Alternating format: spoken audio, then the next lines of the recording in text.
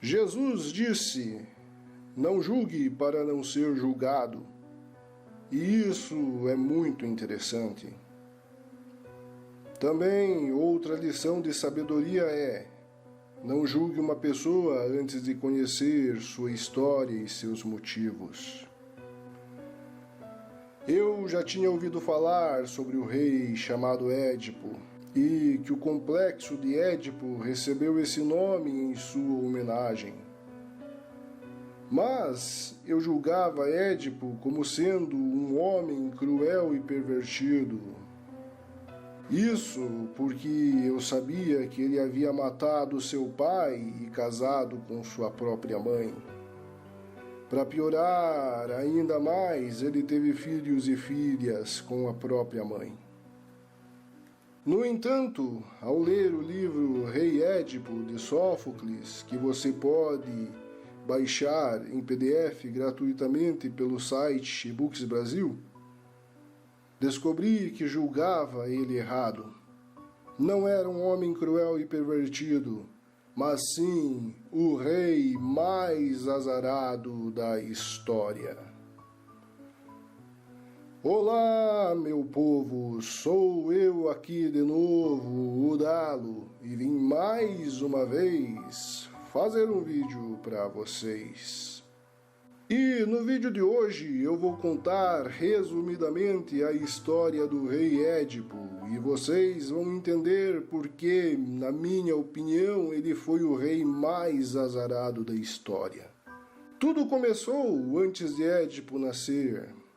Seu pai, o rei Laio de Tebas, ou Tebas, foi consultar seu futuro através de um oráculo.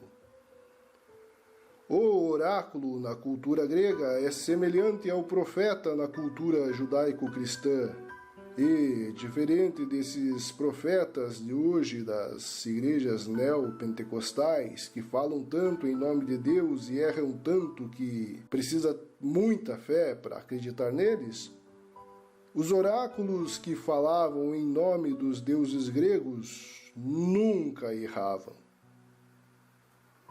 E o oráculo que Laio foi procurar fez uma previsão catastrófica. Disse que o filho que ele, o rei, teria, lhe mataria.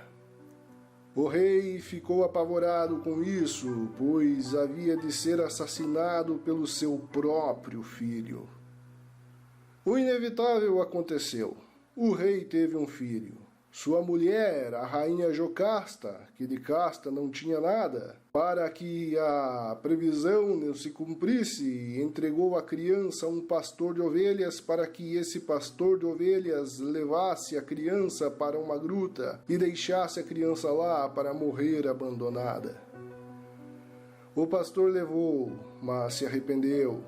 Então entregou a criança a um pastor de Istmo. Esse pastor levou a criança para o rei Políbio. Políbio, como nunca tinha tido filhos, adotou a criança e pôs o nome do menino de Édipo. Édipo cresceu sem que seu pai e sua mãe adotivos lhe contassem que ele não era filho biológico deles. Ou seja, Édipo nunca ficou sabendo que era adotado. Quando então Édipo cresceu, foi atrás de um oráculo para que ele lhe revelasse qual seria seu futuro. O oráculo então fez a terrível previsão que ele havia de matar seu pai e casar-se com sua mãe. Édipo ficou horrorizado com isso. Ele acreditava muito nos oráculos e não duvidava deles. Então, sem saber que seus pais eram adotivos, para evitar que a profecia se cumprisse, abandonou sua terra e seus pais e foi vagar pelo mundo. Durante esse tempo que ele vagava, encontrou uma comitiva de poucos homens que lhe agrediram porque ele estava no meio do caminho. Édipo, para se defender e também movido pela raiva, atacou esses homens e matou todos eles. Só escapou um vivo. O que Édipo não podia imaginar, nem se quisesse, era que esse homem que fugiu vivo era o pastor que ficou com pena dele e salvou sua vida quando ele ainda era uma criancinha. E que um dos homens que ele matou era um rei, muito menos que esse rei era o rei Laio, seu verdadeiro pai. Percebem o enorme azar? Ele fugiu da sua terra para evitar que a previsão se cumprisse e ele matasse seu pai adotivo, mas por causa disso acabou matando seu verdadeiro pai sem saber que ele o era. Depois disso, Édipo vagou muito tempo pelo mundo até que chegou em uma terra onde o povo estava sendo afligido. Édipo então conseguiu salvar o povo e, em gratidão, o povo nomeou ele rei. Aquela terra estava sem rei até então. Apenas tinha uma rainha e o irmão da rainha. Eles poderiam se revoltar contra Édipo, mas não aconteceu, pois Creonte, o irmão da rainha, não tinha ambição nenhuma de ser rei. E a rainha só era rainha porque seu marido estava morto. Então Édipo se tornou rei e casou com a rainha. Tudo indica que eles tinham um relacionamento muito bom, pois tiveram filhos e filhas. Os anos foram passando e Édipo era feliz. Tinha se tornado rei de uma terra estranha para ele. Tinha uma mulher que ele amava e tinha uma bela família com ela. Tudo ocorria perfeitamente bem, até que o povo começou a ser afligido. A história não deixou claro qual era a aflição, mas eu acredito que era uma peste que estava matando o povo. Algo pior que o coronavírus. Édipo, então, para saber o que precisava fazer para que o povo fosse livre da aflição, mandou perguntar aos deuses gregos, através do oráculo, o que eles queriam.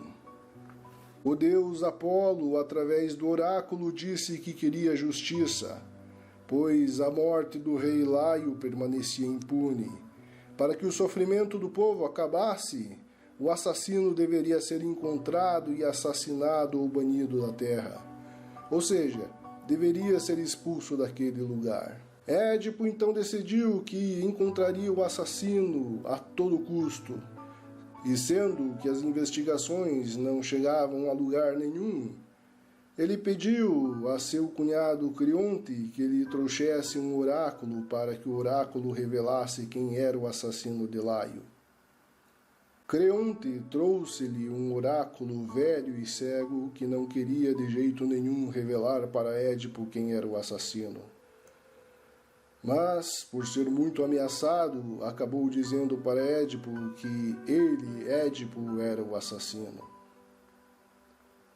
Édipo se revoltou contra o oráculo cego, chamando ele de mentiroso. Disse que, assim como ele era cego para a luz, também não via nada que as outras pessoas não pudessem ver.